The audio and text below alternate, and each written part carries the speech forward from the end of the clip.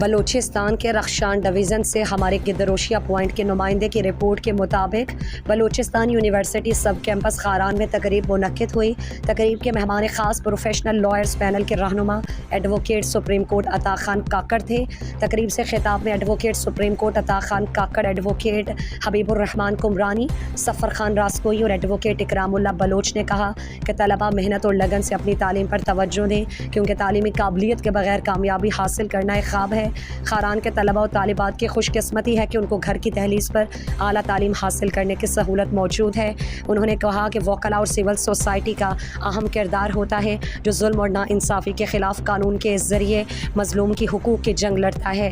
تقریب 8 اگست کو یاد میں یادگاری میں سانحہ ویڈیو کلپ بھی چلائی گئی اور شہداء کو خراج تحسین پیش کیا گیا۔ پروگرام کے آخر میں پروفیشنل لائرز فورم کے رہنما ایڈوکیٹ سپریم کورٹ عطا خان کاکڑ نے شہید باز محمد کاکڑ فاؤنڈیشن کی طرف سے یونیورسٹی سب کیمپس خاران کے 2 طلباء کو لیپ ٹاپ دی۔